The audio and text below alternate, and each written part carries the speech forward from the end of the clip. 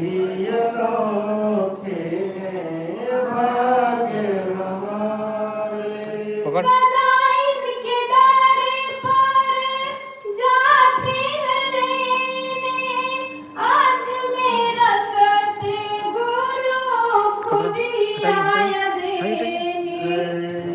High हटाइए यार, बिछाने वाला नहीं।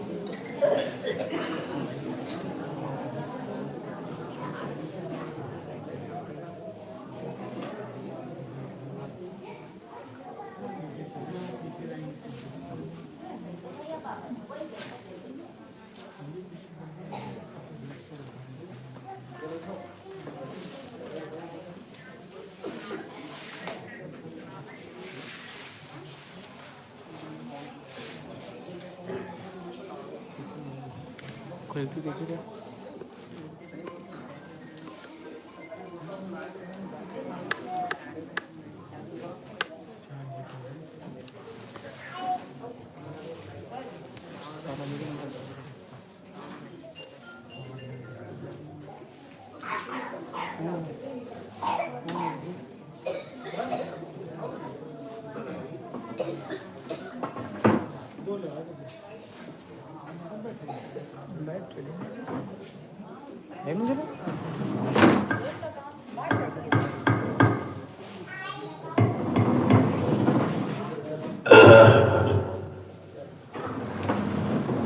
सभी लोग बैठ जाओ। जो प्रेमी सेवा कर रहे हैं वो सेवा करते रहे और साथ साथ में सत्संग भी सुनते थे। उनको डबल लाभ मिलेगा। सत्संग का तो लाभ है ही, लेकिन रात्रि परवर्ती सेवा का लाभ 2 गुना होता है। इसलिए जीव कितने बड़े भाग्यशाली हैं, उनको दोनों सेवाओं का लाभ मिल रहा।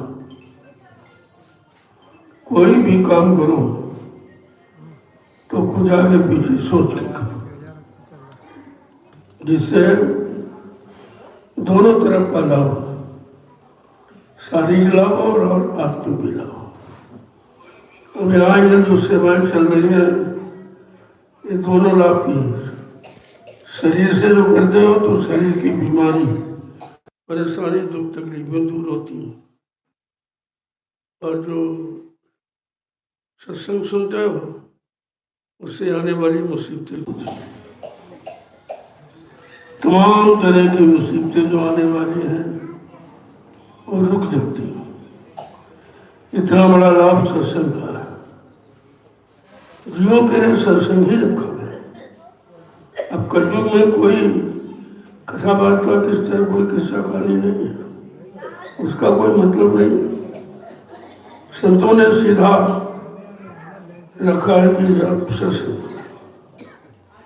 सत्संग करो और लेना तो नामदान दो, बाकी राजपाट धन दौलत मांगने की इच्छा मत रखो, नामदान लो।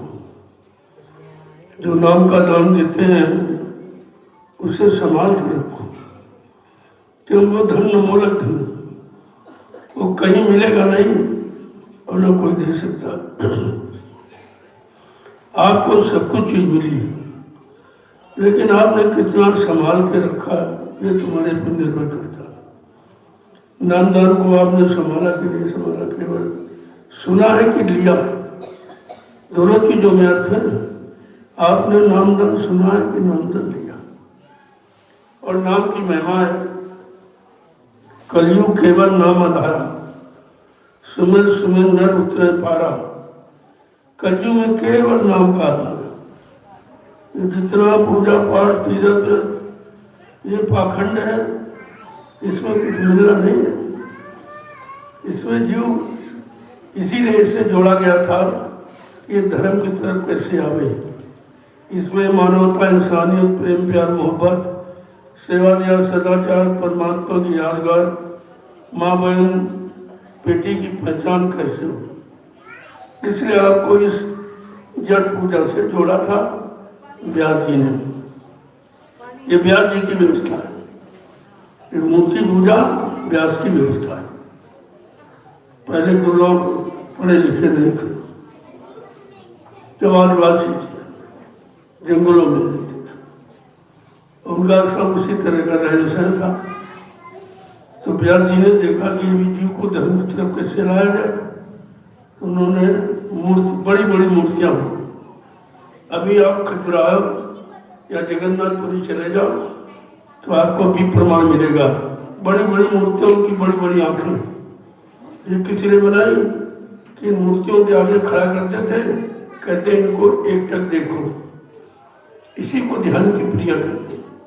ध्यान की प्रक्रिया को मजबूत करने के लिए यह साधना का आधार वेद व्यास ने बनाया था कि धीरे धीरे धीरे धीरे जब ये देखेगा, इसकी अकल शकल अंदर में जाएगी, कुछ भाव विचार इसके बदलेंगे, धीरे धीरे धीरे धीरे इतने युग निकल गए।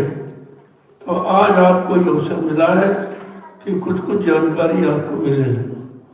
बीच में ऐसा समय आया कि आप वो भी भूल गए।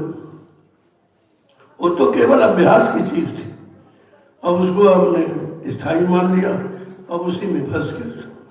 सब उसी भजे तीरथ में, मुहूर्त में, पानी, ये कोई काम करेगा? पानी क्या करेगा? डुबो देगा। अगर ज्यादा प्यार किया तो डुबो देगा था आपको, और इसे दूर से इस्तेमाल करो तो स्वच्छता का प्रमाण है। आपको स्वच्छ करे कपड़े धो लो, नहा लो, क्योंकि लिखा जल देखे स्वच्छ उपजे, और नारी से काम और शस्त्र से अहिंसा होता है, और माला से राम। ये आधार है, ये बना के रखा ऋषि मुनि महात्माओं ने। धीरे धीरे धीरे इंसान को कैसे इंसान बनाया जाए। आदमी तो एक शकल है, इंसान बनाए जाते हैं जिनमें इंसानियत आ जाए, मानवता आ जाए, सबके प्रति प्रेम आ जाए, सबके प्रति श्रद्धा आ जाए, वो इंसान कहलाता है। आज इंसानियत धीरे धीरे खत्म हो गई। जब जब परिवर्तन का समय आया तब इंसानों से इंसानियत चली गई, मानवता चली गई, प्रेम भी चला गया, श्रद्धा सेवा भाव भी चला गया, और ये विश्वास, ये सब खत्म हो गया। उसी समय परिवर्तन हुआ है। आज आप देखिए समाज में, हैदराबाद पढ़ा लिखा समाज है। आज के 40-50 वर्ष पहले इतने लोग पढ़े लिखे नहीं थे, न इतने स्कूल कॉलेज थे, लेकिन बिना पढ़े लोगों के अंदर कितना प्रेम था, कितनी सेवा भाव थी, कितनी ईमानदारी थी, कितनी चरित्रता थी, कितना उनका खान पान अच्छा था। लेकिन पढ़ लिख करके आपने क्या किया? अपना बिगाड़ किया। बिगड़ने के सिवा आपने कुछ किया ही नहीं। आहार बिगड़ा, विचार बिगड़े, विचार बिगड़े तो सोच बिगड़ी, सोच बिगड़े तो कर्म बिगड़े, अब कर्म बिगड़े तो फल आपका बिगड़े। अब लाभ कैसे मिलेगा? लाभ पाने के इतने तरीके हैं, ऐसे सीधा लाभ कोई नहीं फेंक सकता। तो जब जब कहा धीरे धीरे धीरे धीरे संत महापुरुषों ने सत्संग जारी किया कि इसको फिर से सत्य से जोड़ा जाए। ये पूजा पाठ जो करे सत्य झूठ है, ये तो झूठ है, ये तो कल्पना है। आप मान लिया अरे ये भगवान है, तो भगवान पत्थर का था, फिर ये काम कौन करेगा? सारी सृष्टि का संचालन करने वाला आप उसको पत्थर का बना दिया। एक मकान मंदिर में उसको कैद कर दिया तो व्यवस्था बिगड़ गई। ये समझाने बताने के लिए जैसे अध्यापक बच्चे को पढ़ाता है, ब्लैक बोर्ड पर गाय का चित्र बनाता है, बच्चा ये कहते मास्टर साहब क्या ये दूध देने वाली गाय यही है? वो कहेगा नहीं, दूध देने वाली गाय नहीं है, दूध देने वाली गाय का चित्र है, ये चित्र है। ऐसे ये भगवान नहीं है, ये भगवान का चित्र है। और चित्र भी कल्पना किसी ने देखा नहीं है, भगवान तो यहाँ बैठा है, तुम मृत्यु लोग। संत महापुरुष इसी सच्चाई को बताने आए हैं कि अगर देवताओं को देखना तो देवलोक की साधना करो, इस मृत्युलोक के ऊपर देवलोक। वहां जब जीवात्मा तुम्हारी जाएगी तब देवी देवताओं का साक्षात दर्शन करो, वो बताएगा सही कि सकल क्या। आप तो पत्थर कागज की मूर्तियां बना डाली, यही देवी यही देवता यही देवी। अरे देवी देवता तो आशीर्वाद देते, क्या ये आशीर्वाद दे सकता? ये बात करता आपसे, ये बुरे कर्मों से आपको मना कर सकता, ये अच्छे की तरह सलाह दे सकता? कुछ नहीं कर, कुछ भी नहीं, फिर भी नहीं जान पाए। 3 युग निकल गया है, अभी तक ये जड़ता के मंत्र से अलग नहीं हो पाए। तब संतों को आना पड़ा कि चलो इनको सच्चाई की तरफ मोड़ो। 3 युग निकल गए, चौथा भी निकला जा रहा, आखिरकार सुधरेगा कब? तब ये व्यवस्था बनाई गई कि चलो इनको सत्संग सुनाओ, सत्य की तरफ इनको प्रेरित करो, सत्य की बात इनको बताओ, सत्य क्या है और सत्य किसे कहते हैं, सत्य का मतलब क्या है, सत्य से लाभ क्या है, ये सब जानकारी सत्संग देता है। अभी 750 वर्ष, कोई ज़्यादा समय नहीं हुआ जब से सत्संग जारी किया गया। एक कबीर साहब आए तो वहीं से ये संत मत चला, वहीं से संत नाम सुनने को मिला, इसके पहले कोई नहीं जानता था। 4 वेद 6 शास्त्र 18 पुराण 19 उपनिषद और 36 ऋचाएं, ये धर्म चर्चा आपकी लिखी है, लेकिन इसमें प्रभु प्राप्ति का रास्ता नहीं है, इसमें देवी देवताओं से मिलने की साधना नहीं है। इसलिए उसका नाम रखा इस लोक में, इस मृत्यु लोक में आप कैसे रहेंगे, आपका जीवन कैसा होना चाहिए, आपका व्यवहार कैसा होना चाहिए, एक दूसरे से संबंध तुम्हारा कैसे रखने चाहिए, केवल इसलिए बताता है। इसीलिए 1 लाख श्लोक है चारों वेदों में, 80,000 उपासना कांड, 16,000 कर्म कांड, 4,000 मात्र ज्ञान कांड के श्लोक है। वो भी ज्ञान है शरीर का, आत्मा का कोई ज्ञान, असली ज्ञान है आत्मा का, क्योंकि शरीर तो जाएगा नहीं, तो जला दिया जाएगा नहीं, आत्मा जाएगी। जब आत्मा अगर जगी तो जाएगी, अगर आत्मा नहीं आपने जगाई और शरीर के चक्कर में पड़े रहे और शरीर एक दिन जला दिया जाएगा, कोई नहीं देखेगा कि आपने क्या किया क्या नहीं किया, और ना आपसे कोई पूछेगा कि तुमने कुछ कमाया कि नहीं कमाया, कुछ धन इकट्ठा किया कि नहीं किया, शादी ब्याह हुआ कि नहीं हुआ, बाल बच्चे हुए कि नहीं हुए, दुकान मकान बनाया कि नहीं बनाया, ये कोई नहीं पूछेगा। वो धर्मराज पूछेगा हमने तुमको ये पंचभौतिक मंदिर दिया, ये शरीर पंचभौतिक है, ये 5 तत्वों से बना, छिद्र जल पावक गगन समीरा और पंच तत्व रचित शरीर, 5 तत्वों से निर्मित ये अनमोल मंदिर है। ये ईंट वाले पत्थर में तो मूर्ति खरीद के ले आती, इसमें परमात्मा ने खुद इसको बनाया 5 तत्वों का मसाला मिलाकर, और अपनी चेतन मूर्ति जीवात्मा को बैठा दी।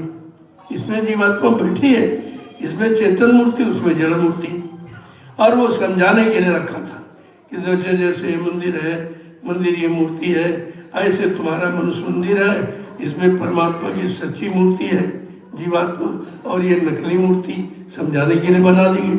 अब धीरे धीरे उन्होंने असली नकली की बात तो जानी नहीं, उसी नकली में फंस गए, असली तो मिला नहीं, असली की साधना नहीं की कि उसमें बड़ी कष्ट है, उसमें त्याग है, संयम है, तमाम तरह की नियम संयम है उसमें।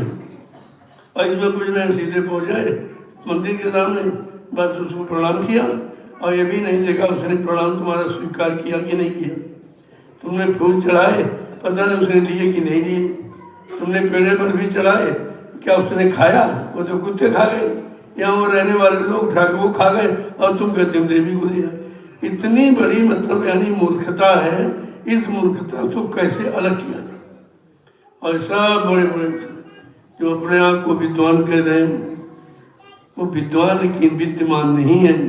विद्वान और विद्यमान में फर्क है, यही तो समझना है। विद्यमान माने जो मौजूद हो, जो आंखों से दिखाई दे, वो तुम्हारे लिए सच्चा है। और ये तो समझाने बजाने वाली बातें हो गई यार। और यही सब सुनाते रहे, सुनाते सुनाते सुनाते कितना युग बीत गया, किसी को नहीं मिला, किसी को मिला ही नहीं। ना कोई देवी मिली, न देवता मिले। जब मिले नहीं तो आप कैसे जानेंगे उनकी शक्ल यही है? क्या बिना देखे शक्ल पहचान सकते? कैमरा भी शक्ल तभी उतार के देगा जो उसके सामने कुछ आधार हो, ऐसे वो भी नहीं बनाएगा। तो ये सब कैसे आपने मान लिया कि ये देवी जी हैं, ये देवता हैं, भगवान? संत महात्मा इसको बिल्कुल मानते ही नहीं। सत्य चाहते हैं, सच्चिदानंद चाहते हैं, आत्मा को सत्य लोग सचखंड पहुंचाना चाहते हैं। हमारा उद्देश्य ये है, लेकिन ये उद्देश्य इस जड़ता में फंस के नहीं होगा। इससे आपको अलग होना चाहिए और कुछ भी नहीं करना। उसमें तो बहुत कुछ करना है, मंदिर बनाओ पैसा लाओ, मूर्ति खरीद के लाओ पैसा, चौकुट चढ़ाओ तो पैसा, फूलपत्ती चढ़ाओ तो पैसा। उसमें तमाम खर्चा नकली में और असली में कोई खर्च इसमें नहीं। इसमें एक नए पैसा का खर्च नहीं है। लेकिन ये बात समझ में कैसे आवे कि असली क्या नकली क्या? तब उसने कहा कि बहुरी काल करिए सत्संगा और तब होए संशय से भंगा। जब बहुत दिनों तक सत्संग करोगे, यहाँ करता ना कोई सुनते सुनाते पढ़ते पढ़ाते, ये बाँचते और लिखा है करिए। करने में सुनने में बड़ा अंतर है। सुन तो सभी लोग रहे हो, लेकिन करेंगे कितने लोग? जब तक करेंगे नहीं तब तक कुछ मिलेगा नहीं। इसमें कर्म तो प्रधान है, बगैर कर्म के कुछ नहीं होगा।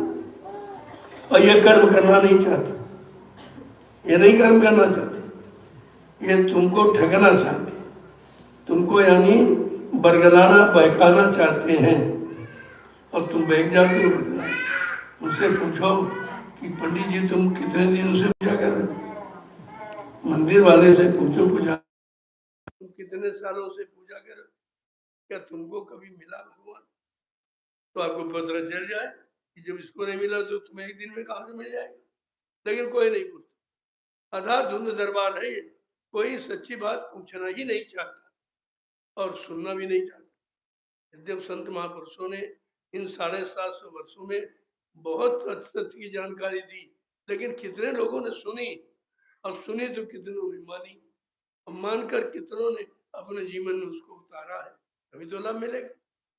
तो व्यवस्था बहुत बिगड़ गई, इतनी बिगड़ गई है, इस व्यवस्था से अलग होना बड़ा मुश्किल है। और जानता जी तो स्वामी महाराज को रामचरित मानस इसीलिए लिखनी पड़ी, वो इन चीजों से अलग करना चाहते थे, उन्होंने रामचरित मानस की रचना की। क्या कहा कि जड़ चेतन ग्रंथ पड़ गई और यद्यप मरखा छूटत कट नहीं। कहा जड़ चेतन की गांठ लगा दी, लेकिन ये है तो झूठ, लेकिन जीव के बस की बात नहीं कि इसको खोले। और जब तक खुलेगी नहीं तब तक आपको उसका राज की सत्यता नहीं मालूम होगी। तो लिखा तो सब कुछ, लेकिन रामचरितमानस कोई पढ़ता नहीं है, बाँचते हैं, बाँच बाँच के दूसरे को सुना दे। सारी रात लाउड स्पीकर लगा के हल्ला मचाएंगे, लेकिन एक शब्द भी नहीं मालूम। और वो सब तुम्हारे जीवन में लागू करने के लिए लिखा, क्यों किसी विद्वान की रचना नहीं है। वो संत गोस्वामी महाराज संत, उनका लेख जितना है अपना अनुभव किया हुआ, जो उन्होंने साधना करके अपनी जीवात्मा को जगाकर ऊपर की तरफ ले गए, और जो जो देखा और जिन जिन मंडलों में देखा, जिन जिन लोगों में देखा, उन्होंने वर्णन किया है कि देवी देवता ऐसे हैं और ब्रह्मा जी ऐसे हैं और विष्णु भगवान ऐसे हैं और शिव जी ऐसे। अब तुम्हारे यहाँ सब मिट्टी सब मिट्टी, सब पत्थर काले के अंदर मिट्टी के अलावा कुछ नहीं। ये कोई धातु है? पढ़े लिखे हो क्या? ये धातु है कोई? और शरीर है पंचभौतिक, 5 तत्वों से मिला के बना, और तुमने भगवान की मूर्ति सीधी उठाई मिट्टी और पत्थर काट छाट के बना दिया।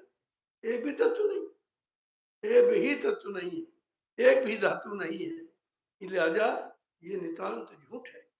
इसी झूठ को संत महापुरुष खत्म करना चाहते हैं, तब उन्होंने सत्संग जारी किया। धीरे धीरे इनके कानों तक सत्य की बात बताओ, सत्य की आवाज पहुंचाओ, तो हो न सकता कभी कभी ये सत्य मार्ग पर चलने लगे। तब ये रास्ता जारी किया गया। आज तो सब व्यवस्था न राजा को मालूम न प्रजा। अभी ये कुंभ का मेला, वहीं पर चोर डुबकी लगा रहा, वहीं प्रधानमंत्री डुबकी लगा रहा। क्या अंतर है?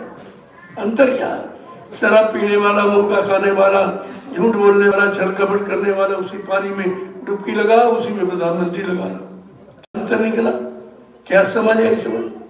और डुबकी लगा कर लगाया जाता, जो कोई चीज खो जाती है ढूंढने के लिए हम लोग डुबकी लगा कर नीचे ढूंढ लेते। आपने क्या ढूंढा हुआ, या किसी ने क्या ढूंढा, और किसी को क्या मिला, और लाखों मर गए। कहते क्या? तर गए? नहीं, मर गए। तर नहीं गए, मर गए, तरे चले गए, नीचे चले गए। जाना चाहिए था ऊपर और चले गए नीचे। इतना भ्रम पैदा किया है इन लोगों ने कि जिसकी व्यवस्था ही कुछ कहने की नहीं है। हम लोगों को बड़ी मेहनत पड़ रही कि झूठ को खत्म करने के लिए, इस पाखंड को करने के लिए, सच्चाई को लाने के लिए कितनी मेहनत करनी पड़ रही। अगर पहले की व्यवस्था बनी होती तो इतनी मेहनत नहीं करनी पड़ती। अब धीरे धीरे धीरे धीरे कोई काम है एक बार की नहीं होता है, धीरे धीरे लगे रहोगे तो अगर तुम्हारे अंदर स्वार्थ जाग गया तो तुम भी पीछे हट जाओ। यही तो हुआ। ये धर्माचार धर्म का संदेश देने गए और धर्म भूल गए, स्वार्थ आगे दान दक्षिणा लेना, ये धर्म है? अरे धर्म धारे थी, शास्त्र कहता धर्म धारण करने का विषय और कर्म करने का विषय। अब ये कर्म धर्म को भी नहीं जानते। किसी विद्वान से पूछो कि भाई धर्म की परिभाषा क्या, तो आपसे कहेगा तीर्थ करो, पूजा करो, पाठ करो, तीर्थ करो, व्रत करो, हवन जब तब ये गंगा स्नान करो। अरे वो तो करो है, करो माने कर्म, और धरो माने धर्म, जो धारण किया जाए, अपने जीवन में अपनाया जाए, जिसका कुछ अनुभव प्राप्त हो उसको धर्म कहते। ये धर्म कौन बता रहे? कोई नहीं बता रहे, तुम ही लोग बता रहे, कोई सुनने को तैयार नहीं। सब राजा प्रजा धर्माचार जगत गुरु सब उसी में जुटे पड़े, कोई सच्ची अच्छी बात मानने के लिए तैयार नहीं है। मैंने कई बार ऑनलाइन भी किया, अरे भाई धर्म की बात करो, धार्मिक देश है। धर्म को लाने के लिए भगवान राम का इतिहास पढ़िए, उन्होंने करोड़ों को मारा। धर्म को लाने के लिए रावण से संग्राम करना पड़ा। ये पूजा पाठ टीका चंदन मंदन लगाने से धर्म नहीं आया था, उन्होंने संघार किया। सुधार के लिए संघार अनिवार्य है। तो धर्म लाने के लिए भगवान ने रावण से लड़ाई लड़ी, धर्म के लिए भगवान कृष्ण ने महाभारत किया। ये तो तुम्हारा इतिहास बता रहा कि धर्म ऐसे आया। लेकिन आज कलयुग का धर्म ऐसा नहीं है, क्योंकि अब संतों का पदार्पण हुआ। अब मार काटने वाला कार्य नहीं हो, अब केवल वैचारिक क्रांति के द्वारा सुधार हो, लोगों तक अच्छे सच्चे भाव विचारों को पहुंचाया जाए, इसीलिए प्रचार हो रहा। तो सारे हिंदुस्तान में काफिला लेके निकल रहा हूँ, या जगह जगह उनको संदेश सुना रहा हूँ, या सच्चाई से अवगत करा रहा हूँ। मेरा लक्ष्य यही है कि तुम सच्चाई पर आके खड़े हो जाओ, दूसरों की गुलामी से मुक्त हो जाओ। क्या पूजा भी गुलामी है? पूजा भी तुम्हारी गुलामी है। बगैर पुजारी के तो पूजा नहीं कर सकते। पैसा तुम खर्च करते हो, समय तुम सब खर्च करते हो, श्रम तुम लगाते हो, पैसा तुमने खराब किया और पूजा उससे करवाते। अब तुम्हारे पास पूजा करने का समय नहीं, तुमने ठेका दे दिया। बड़े बड़े सेठ साहूकार वो लाखों रुपए में पुजारी को खरीद लेते और कहा भाई हमारे नाम की पूजा करते, कहते हमारे नाम की पूजा करते। जिसके पास पूजा करने का समय ही नहीं है तो पूजा का अर्थ, पूजा का लाभ क्या जाने की समझ नहीं। सुबह सुबह देखिए अब मंदिरों पर एक कैसेट लगा देता पुजारी, बस हो जाता कैसेट पूजा करना।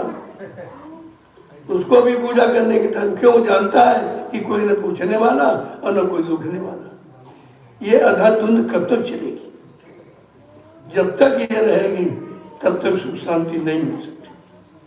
इसलिए अब स्थिति बदल रही है, समय बदलाव चाहता है। धरती माँ भी अकुला चुकी है, इतना पाप बढ़ गया है, इतनी हिंसाएं, हत्याएं यानी भ्रष्टाचार और मांसाहार ये सब इतना बढ़ चुका है कि धरती माँ अकुला रही है। उससे बेचारी क्या करें? अगर कहीं नाराज हो गई और उसने करवट बदल ली तब क्या होगा? अगर ये करवट बदल ली ऐसे ये सब रसातल में चला जाएगा, कुछ नहीं तुम्हारे पास बचेगा। इसलिए महात्माओं ने कहा अरे सब कुछ करो, कम से कम धरती माँ पर तो दया करो। जिस पर पैदा हुए हो, जिस पर जीवन यापन कर रहे हो, उसी को खराब कर रहे हो। तुमको ये नहीं मालूम तुम्हारा आधार है ये? आधार जब खराब हो जाएगा तो फिर लाभ कौन देगा आपको? कौन पढ़ा लिखा समझना? बताइए, किसी को नहीं, कोई नहीं समझता। बड़े बड़े धर्माचार, जगत गुरु शंकराचार्य चार बैठे, जगत गुरु और सब भारत की स्थिति धर्म ये वो जगत गुरु कहे जाते, लेकिन भारत देश की दुर्दशा ये है, कोई नहीं कह रहा और सब उसी पाखंड में फंसे। मैं इसके लिए कई बार ऑनलाइन भी किया कि भाई इसको खत्म करो, जिसमें कुछ नहीं मिला, किसी को नहीं मिला, कोई बता दे, कोई पूजा करने वाला बता दे कि हमको जिनकी देवी की हमने पूजा की वो देवी जी मिली है। क्या तुम्हारा उन्होंने कुछ स्वीकार किया है? क्या कोई आशीर्वाद श्राप आपको दिया? कुछ नहीं, और फिर भी जुटे पड़े। अरे भाई खेती करते हो, अगर अनाज पैदा करोगे? नहीं करेंगे। नौकरी करते हो, अगर तनख्वाह वेतन न मिले तो नहीं करोगे। व्यापार धंधा करते हो, मुनाफा न हो तो कोई नहीं करेगा। लेकिन ये तुम्हारी पूजा कैसी है जिसको करने से अभी तो कुछ मिला ही नहीं और फिर भी बंद नहीं करते? ये है जड़ता की ममता। इतना जड़ में फंस गया है, निकलने की कोशिश भी नहीं करता। और कितना प्रयास किया जा रहा, रात दिन प्रयास किया जा रहा कि किसी तरह से अरे सच्चाई की तरफ आओ, सत्यता को देखो, कम से कम जो चीज आंख से दिखाई दे उससे कुछ कह भी सकते हो, कुछ पूछ सकते हो, कुछ शंकाओं का समाधान कर सकते हो या कुछ मांग भी सकते हो। लेकिन किसको आपने देखा? कितने लाखों बीघे जमीन मंदिर मस्जिद गुरुद्वारों में घेरी गई है और एक पैसे का लाभ नहीं। इतनी जमीन चली गई, कोई लाभ नहीं। कितने अरबों खरबों रुपए की धनराशि खराब कर दी, इस पर कोई नहीं विचार करता कि आखिरकार ये भूमि आपको लाभ देने के लिए है कि भूमि तुमको गलत कार्यों में फंसाने के लिए है। ये धरती माँ है, माँ कभी बेटे के लिए कभी गलत नहीं सोचती है, न गलत करती है और न गलत करने की शिक्षा देती है। लेकिन ये धरती माँ पर क्या हो रहा इसके बारे में कोई नहीं सोचा, कुछ नहीं, बिल्कुल किसी की इधर तो किसी का विचार ही नहीं जा रहा। हम लोग इसको बताना चाहते हैं, बल्कि करने की विधि भी बताते हैं कि आप इस तरह करिए, लाभ मिले तो मान लेना और ना मिले तो मत मानना। हम तो गारंटी के साथ कहते हैं, लेकिन उस करने में थोड़ा समय लगेगा। एक बार का जिक्र है, कुछ हम लोग पढ़ते थे तब, उस समय की बात है, तो लड़कों ने कहा चलो हनुमान जी के दर्शन करें। तो मैंने कहा भाई अगर हनुमान जी से बात कराओ हमारी तो हम चले। बात कराएं, मिलेंगे? अरे कैसे बात, तो ऐसी बात करते, चलो चलो चलो भाई। कहा तो बड़ी लंबी लाइन लगी थी, बड़ी लंबी लाइन लगी थी। हमने कहा इसमें बहुत समय लगेगा, ऐसा करो जो सबसे आगे खड़ा उससे पूछ के आओ तुम किस लिए आए हुए, तो पता चल जाएगा कि यहाँ क्या सामान मिलता है। तो वो गए, तो बेचारे बड़ी जोर से चिल्ला रहे थे, को नहीं जानत है जग में कभी संकट मोचन नाम तुम्हारा, ये चिल्ला रहे। तब तक उनकी जेब कट गई। अब जेब कट गई और हनुमान को गाली देने लगी।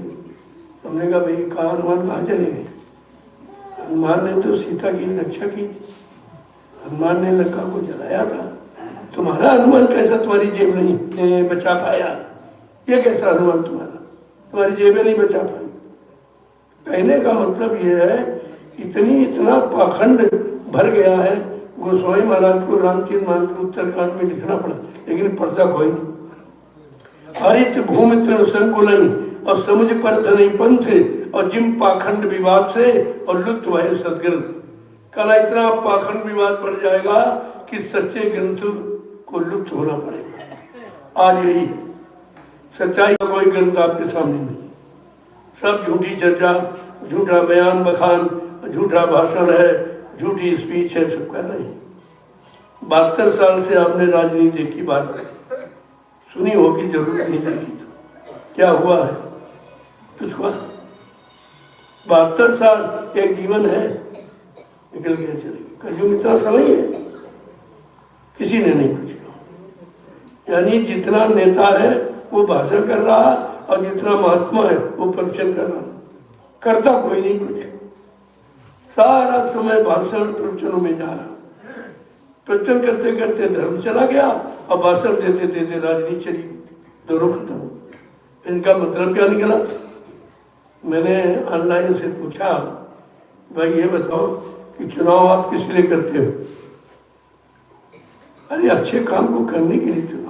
चलो जनता ने तुमको चुन लिया, लेकिन तुमको चाहिए कि जनता के हित का, भले का कोई काम तो चुनो, कोई व्यवस्था तो चुनो। आप कुछ भी नहीं। अब ये दोनों अंधकार में, राजा और प्रजा दोनों। इसीलिए लिखा है धर्मी राजा धर्मी प्रजा, जथा राजा तथा प्रजा। जैसा राजा होगा वैसी प्रजा होगी। वही अब आपके सामने हो रहा। अब तुम क्यों रो रहे? जब कहा जाए कि 72 साल की आज़ादी में तुमने बर्बादी के सिवा कुछ देखा है, तुमको कुछ मिला है या किसी ने तुमको कुछ दिया है, सब झूठे वादे, झूठी शपथ कसमें उठाते। जब ये ईश्वर को साक्षी करके झूठ बोल रहे हैं तब समझ लो, जब भगवान को नहीं मानते तो क्या तुम इंसानों को मान लेंगे? इनके पास मान्यता का तो समझना पड़ेगा। नहीं समझोगे, पहले भी आपने गलती की है। हिंदुस्तान पहले आपने गलती की है तो मुसलमानों ने 350 वर्ष राज किया, तुम्हारी छाती पे चढ़ के। शर्म आनी चाहिए।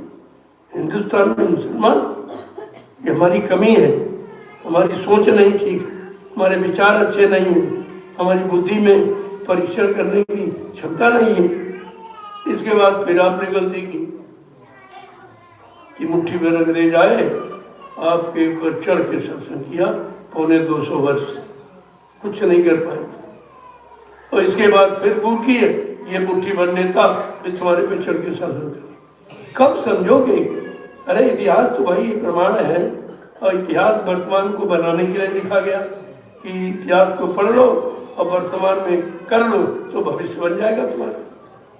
और भविष्य की इच्छा रखते, वर्तमान बिगाड़ रहे हैं, कभी नहीं होगा, कभी भी नहीं होगा। बगैर वर्तमान का सुधार किए भविष्य बन ही नहीं सकता, कोई नियम नहीं है। अब ये बात को सोचना है। धीरे धीरे धीरे मैं इसके लिए काफिलों का आधार बनाया हूँ। चलो लोग तो नहीं आएंगे, उनको जरूरत ही नहीं, परेशान है लेकिन जरूरत नहीं। भाई परेशान तुम घर में हो तो घर में आके कोई तुम्हारी परेशानी दूर कर। तुम्हें तो डॉक्टर वैद्य हकीम के पास जाना पड़ेगा और अपनी फरियाद करनी पड़ेगी, तब तुमको कुछ लाभ मिलेगा। तुम घर बैठे हो, हम बीमार हैं, अगर डॉक्टर बढ़िया तो हमारे घर आ जाए, हमें ठीक कर दे, ऐसा। इसी तरह से तुम्हें खुद करना है। तुम हो प्रजातंत्र, ये क्यों भूलते हो? अब एक तंत्र राजतंत्र नहीं है, प्रजातंत्र। प्रजातंत्र का मतलब प्रजा और राजा को समान अधिकार है, लेकिन समान अधिकार है आपको, और कहते भी कुछ नहीं। जब इन्होंने एक नियम कानून बना दिया कि 60 साल में कर्मचारी अधिकारी को रिटायर कर दिया, किसी ने कहते 60 साल के बाद मानव की बुद्धि विकासशील कार्य नहीं कर सकती, इसलिए आपको रिटायर कर दिया। चलो अच्छी बात है, आपने कानून बना दिया, बहुत अच्छा, लेकिन सब पर लागू करो। 60 साल का कर्मचारी अधिकारी रिटायर और 75 साल का प्रधानमंत्री राजा बनाया जाए, ये कौन सा कानून? कहाँ प्रजातंत्र है? कौन प्रजातंत्र की बात करता? इन्हें भी नहीं मालूम प्रजातंत्र का मतलब क्या। वही एक तंत्र तब था, आज भी एक तंत्र। एक तंत्र लूट तंत्र को खत्म करने के लिए कितनी कुर्बानी दी गई, कितने लोग कुर्बान हो गए, कितनी माताएं निपूती हो गई, कितने बहनों का सुहाग लुट गया, तब ये प्रजातंत्र आपको मिला। आपने कितनी रक्षा की? या प्रजातंत्र के जिम्मेदार जो ठेकेदार हैं, रखवाले, इन्होंने कितनी रक्षा की? कोई कुछ कर ही नहीं। और इतना लिख के मैंने भेजा, इतनी प्रतियां मैंने लिखवा कर, जो दिल्ली में कमरे भरे पड़े, पर आज तो कोई टिप्पणी नहीं, किसी तरह कोई चर्चा नहीं करता। लेकिन कुछ न कुछ उसमें से मसाला लेके अपना मिला के राज चला रहे। इनके पास कोई योजना नहीं। कोई योजना संत महापुरुषों की है, जिनके पास लिखे रखी हुई किस तरह शासन होना चाहिए, इस तरह व्यवस्था होनी चाहिए, ऐसी भूमिका होनी चाहिए, ये ऐसे न्याय मिलना चाहिए, ऐसे सबको रोजी रोटी मिलनी चाहिए, ये सब लिखे भेजा गया। अब ये लिखा गया कि कैसे मिलेगी, वो युक्ति भी दी गई। उसी युक्ति की ये लोग थोड़ी बहुत नकल करके अपना विधान बना लेते। ये संविधान नहीं है, निजी विधान है, स्वार्थ का विधान। सब माने सबके लिए बराबर कानून, बराबर व्यवस्था, बराबर नियम, उसको कहते हैं संविधान। लेकिन कोई नहीं पूछता, न कोई पूछता है, न कोई जानने की इच्छा रखता। हम लोग जबरदस्ती बताते भाई किसी तरह से इसको समझ लो तो तुम्हारा जीवन सुखमय हो जाए। लेकिन सुखी तो चाह है, लेकिन सुख मिलेगा कैसे, उसकी युक्ति नहीं लेना, ये सबसे बड़ी। भाई जबरदस्ती सुख तुम्हारे जेब में थोड़ी कोई डाल देगा, कि सुख इसको भोग करो। उसके लिए तो आपको अपने आप को बदलना पड़ेगा, अपने विचारों को बदलना पड़ेगा, अपने आहार विहार विचार सब बदलने पड़ेंगे। बगैर बदलाव किए तुम बदल नहीं सकते। बदलने का मतलब कोई सिर नीचे पैर ऊपर नहीं कर दिए जाए, विचारों को बदला जाए। और विचारों का बदलाव आहार से होता। इसीलिए कहा जैसा करो अन्न खाओ अन्न वैसा बने तन मन, जैसा पीवो पानी वैसी हो बेबानी, जैसा करो आहार वैसे बने विचार। ये तो सिद्धांत है और ये आपको मानना पड़ेगा। जब तक इस सिद्धांत के अनुरूप हम आप नहीं चलेंगे तो शांति और सुख की जो इच्छा व्यक्त करते हो कभी पूरी नहीं हो। जय गुरुदेव नाम प्रभु का। देखो ये परंपरा आज भी है, इसको नहीं खत्म कर पाए नेता, लेकिन वो नहीं करती। आप तो कोई काम करते हो, भगवान देवी देवताओं को नाम लेके करते हो, कि नेता कोई जब स्टेज पर आता कोई भगवान का नाम लेते सुना? किसी भगवान का देवी देवता का नाम लेते सुना है? कि देश की व्यवस्था बनाने के लिए, जब समाज की परिवार की व्यवस्था बनाने के लिए हम लोग कोई काम करते हैं तो देवी देवता भगवान को याद करते। इतने बड़े देश की व्यवस्था बनाने के लिए कोई नेता जब मंच पर आता कभी भगवान का नाम सुनते सुना? कभी नहीं।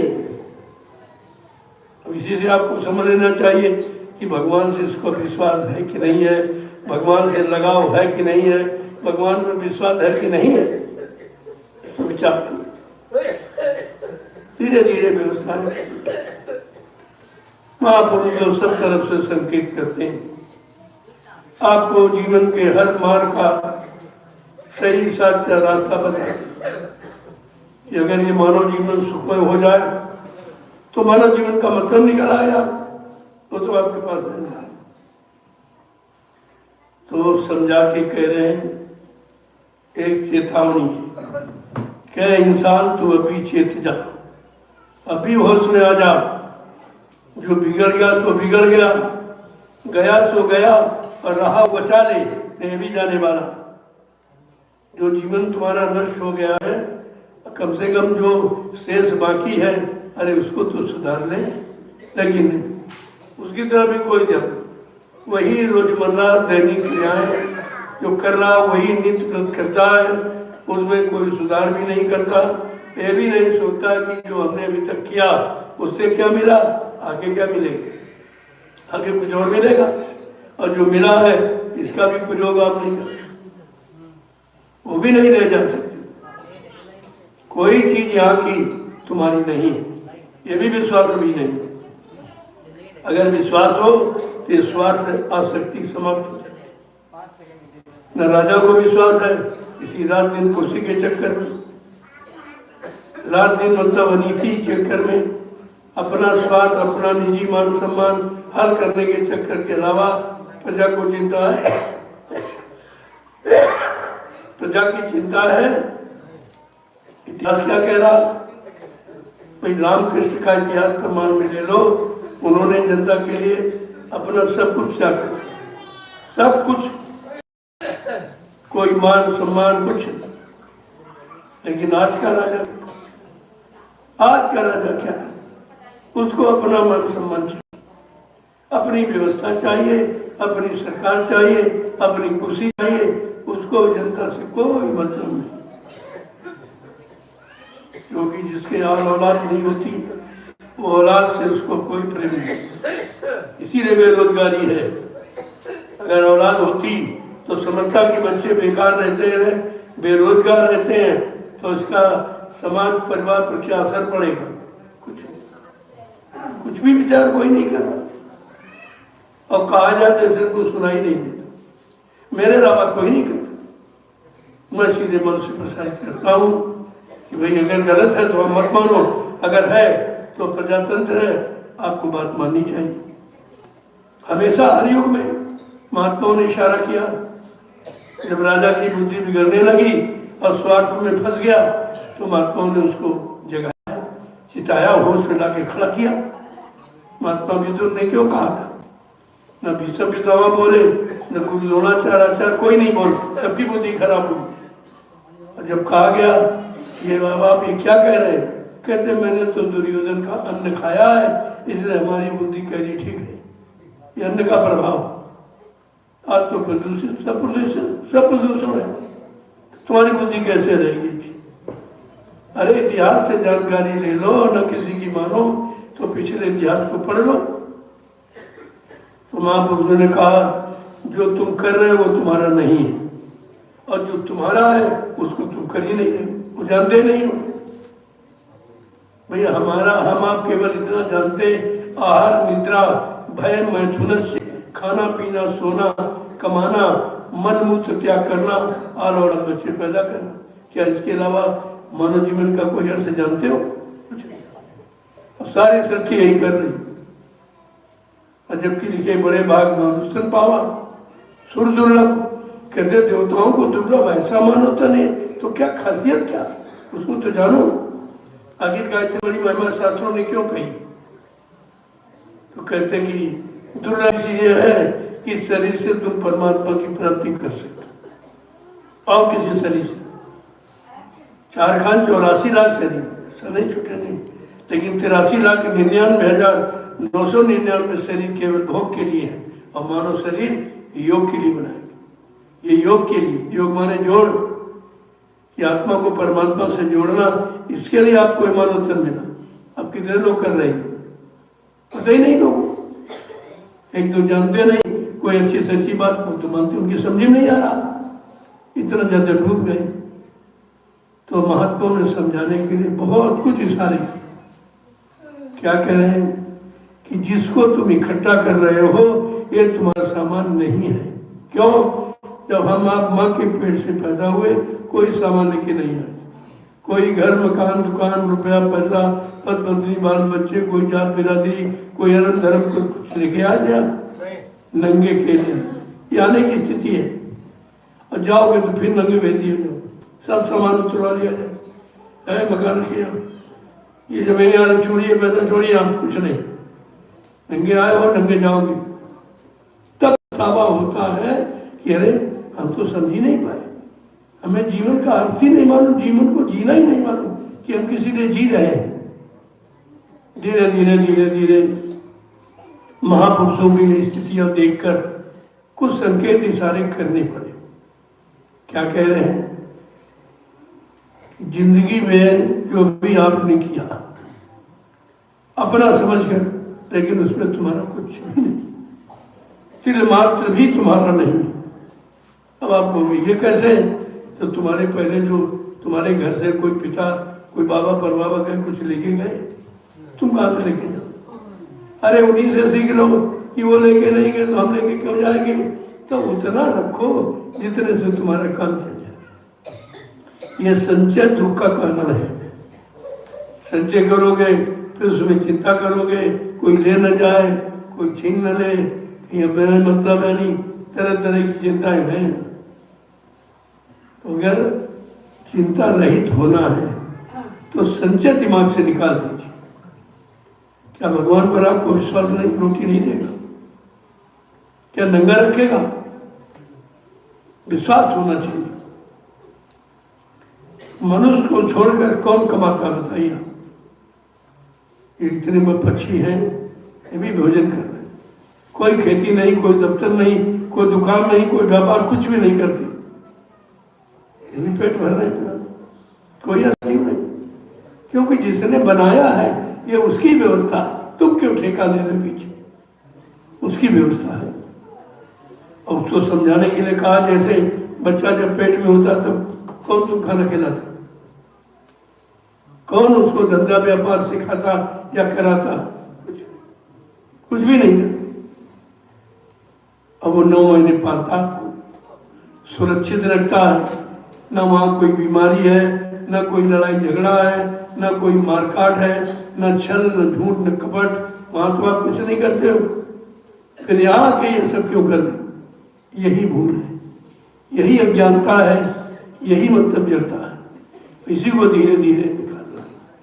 तो महापुरुष यहीं से जीवन की शुरुआत करते कि जो तुम्हारी संचय की प्रवृत्ति है वही तुम्हारे दुख का कारण है। क्या कह रहे हैं कि जिंदगी में हजारों का मेला जुड़ा, हंस जब जब उड़ा तब अकेला उड़ा। क्या तुमने जीवन में क्या क्या जोड़ा, क्या क्या बनाया, क्या क्या रखा, लेकिन चले तो अकेले चले। न पति के साथ पत्नी गई, न पत्नी के साथ पति गया। आपके तो जीवन साथी, ये कैसा साथी, ये कैसा साथी, कैसा रिश्ता? एक जीवन की ऐसी स्थिति आखिरी है जिसमें पता चलेगा कि तुम्हारा कोई नहीं, और न कोई जाने के लिए तैयार हो।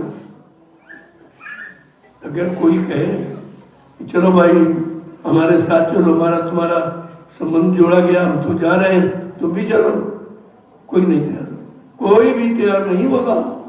ये पहली पहचान है। क्या कह रहे हैं? जिंदगी में हजारों का मेला जुड़ा, ये हंस जब जब उड़ा तब अकेला उड़ा। न राज राजे रहे न कोई रानी रही, सिर्फ कहने को झूठी कहानी रही। 4 दिन का ये झूठा झमेला जुड़ा, हंस जब जब उड़ा तब अकेला उड़ा। ये 4 दिन का मतलब 4 अवस्थाएं हैं। 4 अवस्थाएं, बचपन है, किशोरावस्था है, जवानी और बुढ़ापा है। ये 4 दिन हमें अपने जीवन के मिले। इन 4 दिनों को किसने समझा? कि 4 दिनों के बाद आपको जाना पड़ेगा। चाहे जितना इकट्ठा कर लो, चाहे जितना बना लो, आप कुछ लेके नहीं जाओगे, आपको अकेले जाना पड़ेगा। आगे क्या कह रहे हैं? ये खजाने गड़े के गड़े रह गए, महल तू महले खड़े के खड़े रह गए। अंत में लखपति को न ढेला जुड़ा, ये हंस जब जब उड़ा तब अकेला उड़ा। कहते भाई राजा क्या राज लेके गया, क्या खजाना लेके गया, कि प्रजा ने उसका साथ दिया, या प्रजा का कोई सब दूसरे साथ चलने को तैयार करे? कोई नहीं, केवल कहानी रह गई और सब खत्म हो गया। आगे क्या कह रहे हैं? सोच लो आखिर में होगा अंजाम क्या। कल अभी सोचो आखिरी परिणाम क्या होगा। सोच लो आखिर में होगा अंजाम क्या, सुतनारी पिता माता धन धाम का। बस इसी में तुम्हारा फंसा, इतना तुम्हारा ये रहने का परिवार है और ये भी इसमें भी से कोई तुम्हारे साथ जाने वाला नहीं। ये कितने लोगों ने समझा? अगर समझ जाते तो तुम्हारा काम बन जाता। जीते जी समझना है, जीते जी काम बनाना है, जीते जी छोड़ देना है, ये बुद्धिमानी की निशानी है। वो बुद्धिमान सब कुछ छोड़ देता है सब, लेकिन सब छूटा अपना, हमारा नहीं है ये काम और सबके लिए है, सबकी व्यवस्था है। यही तो समझ होनी चाहिए। छोड़ना कुछ नहीं, छोड़ोगे भाई कैसे? छोड़ दोगे तो सब व्यवस्था बिगड़ जाएगी। मेरे 5-6 आश्रम है, मैंने किसी को नहीं पकड़ा, किसी को नहीं पकड़ा और कोई बर्डन नहीं। एक परिवार लोग नहीं चला पा रहे, हमारी चिंता के व्याकुल है। यहाँ 4-4 आश्रम है, कोई चिंता नहीं। क्यों? हमारा नहीं है, हमारे लिए ही नहीं, अकेले है। अगर ये विचार हो जाए ये सबके लिए है, ये सबका है, हम सबके, हमारे सब हैं, तो व्यवस्था आपकी ठीक हो जाए। बिगाड़ तो यही है कि हमारी सोच खराब। तो क्या कह रहे हैं कि सोच लो आखिर में होगा अनजान क्या, सुत नारी पिता माता धन धाम क्या, जय गुरुदेव प्रभु का तुम लो, ये साथ जाए। ये नाम साथ जाएगा, दाम नहीं जाएगा। जय गुरुदेव प्रभु का तुम नाम लो, नाम का नाता संग में रहेगा सदा, ये साथ जाएगा बस। इसलिए संत महापुरुष नाम को क्यों जगाते, क्यों सिद्ध करते हैं, क्यों प्रचार करते हैं, क्यों जन जन के कान तक पहुंचाते हैं कि तुम्हारा सच्चा आधार नाम है, ये तुम्हारे साथ जाएगा और यही तुम्हारा काम करेगा, बाकी यही छूट जाएगा। आगे क्या करें? करने की आजादी तुमको मिली, अब तुमको कर्म करने की आजादी मिली है, चाहे अच्छा करो चाहे बुरा करो। अच्छे बुरी की पहचान तो बताई गई, लेकिन हाथ पकड़ को कोई रोकेगा नहीं। जानकारी दी गई कि अच्छे का परिणाम क्या और बुरे का परिणाम क्या।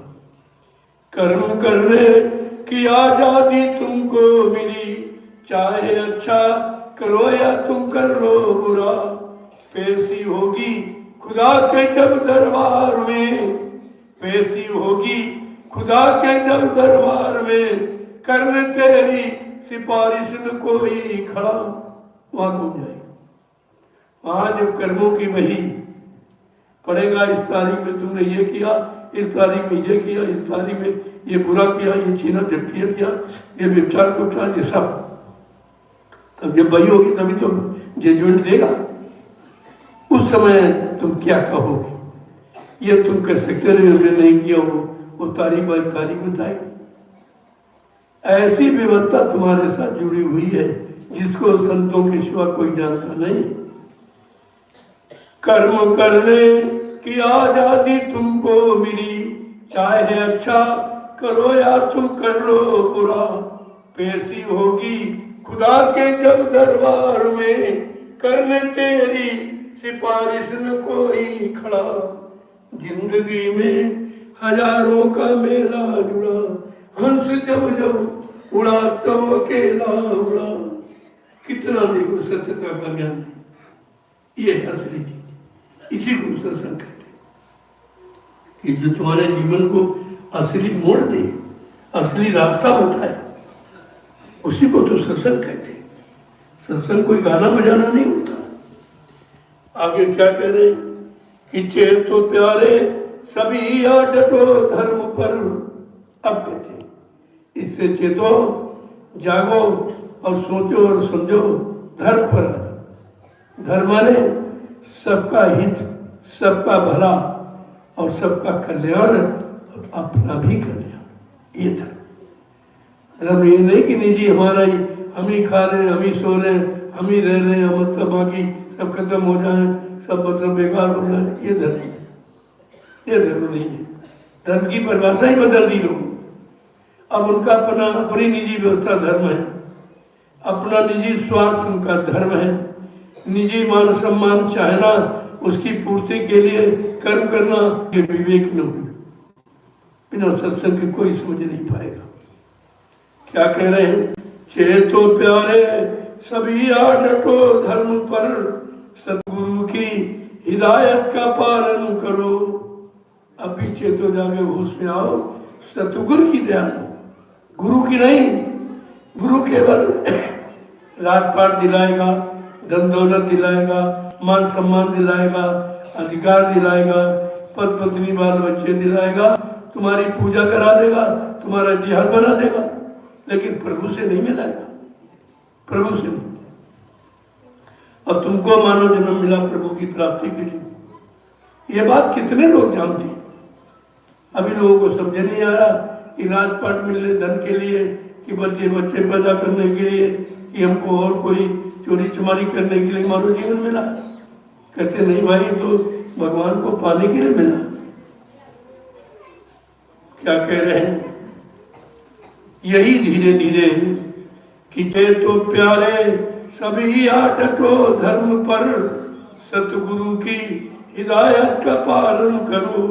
कह रहे हैं गुरु जी ना साथ देगा कमन, करे कोई समझ, ना साथ देगा कफन, कफन भी डाला जाएगा, वो भी खींचे एकदम नंगा करके जला दिया जाए। कितना बड़ा अपमान होगा। ये बेइज्जती अपमान नहीं है, ये सबका होना है। क्या इस अपमान से बचने का तेरे पास जुटी नहीं, सोच नहीं है? ये नहीं समझ पा रहा कि इस अपमान से हम बच जाए? कोई नहीं। क्या कह रहे हैं? कह रहे हैं संत न साथ देगा कफन, मौत के दामन में तू अकेला खड़ा। अब वहां कोई नहीं, मौत के बीच में तू अकेला खड़ा है, न कोई बचाने वाला है, न कोई कुछ कहने वाला है, न कुछ देने वाला है। ये स्थिति हमारी सबकी होनी है, इससे कोई नहीं बाकी है। सर्वमत, संतों का मत सर्वमत है, एक मत नहीं, सर्वमत, जिसको सब माने, जो सबके लिए, सबके हित और सबके कल्याण के लिए है, उस मत को सर्वमत, उसी को संत मत कहते। इतनी बड़ी बात तो लोगों को देना चाहिए। अब प्रश्न आता है कि पूजा करते करते करते तो तमाम युग बीत गए, कुछ नहीं मिला।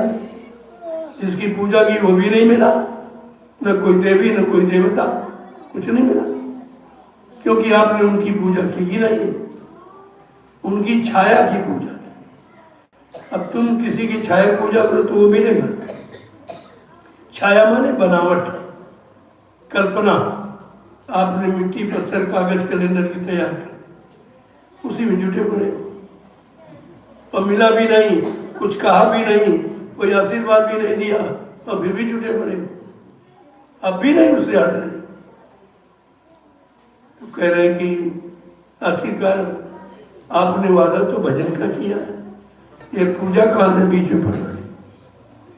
संत महापुरुष पूछते हैं, तुमने माँ के गर्भ में तुमने वादा किया था, जिसको संतों ने लिखा है, अब प्रभु कृपा करो यही भांति और सब तज भजन करम दिन राती। हे प्रभु ऐसी कृपा कर, हमको इस नर कुंड से भाग। ये गर्भवास नर का मनमूत्र का कुंड है, इससे अलग कर दो।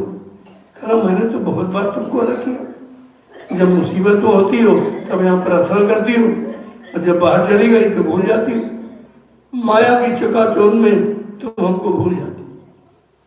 तो कह रही नहीं, अब की बार मानव शरीर का सौभाग्य मिला है, मैं जाके किसी संत महात्मा से मिलके अपने घर का रास्ता पूछूं, उनसे जुक्ति ले लूं, मुक्ति की जुक्ति ले लूंगी और करके अपने घर चले जाऊं, तभी आपको ये अवसर मिला। ऐसे नहीं लगे। इसीलिए गोस्वामी महाराज ने कहा, ये भ्रम मत करो कि अब की बार मिल गया फिर मिल जाएगा, कि कब हूं करी करुणा नरते ही और देते ईस बिन हेतु सरही। कभी कभी करुणा निधान, कृपया दया मेहरबानी करके ये मानो अनमोल मंदिर हम सबको भेंट करता कि जाओ अब की बार किसी संत महात्मा की तलाश करके तुम परमात्मा से मिलने की युक्ति ले लेना। रास्ता पूछ लेना, वो इसीलिए आएंगे केवल जुक्ति देने के लिए, घर पहुंचाने की।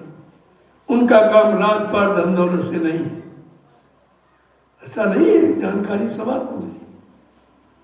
और आप कहते भी रहे, अब भी चिल्लाते हो कि प्रभु की कृपा भयो सब काजू और जन्म हमारा सफल भय। जब जन्म सफल हो, सार्थक होगा, प्रभु की कृपा। प्रभु नाम तो अब आया, कि पहले प्रभु नाम ही था। सज्जू में हरि नाम था, त्रेता में राम नाम था, द्वापर में कृष्ण नाम था। लेकिन परमात्मा क्या, जीवात्मा क्या कह रही कि प्रभु की कृपा भयो सब काजू। जब प्रभु की कृपा दया मेहरबानी होगी, मिलेगी, तब जीवों का कल्याण होगा, इसके पहले नहीं।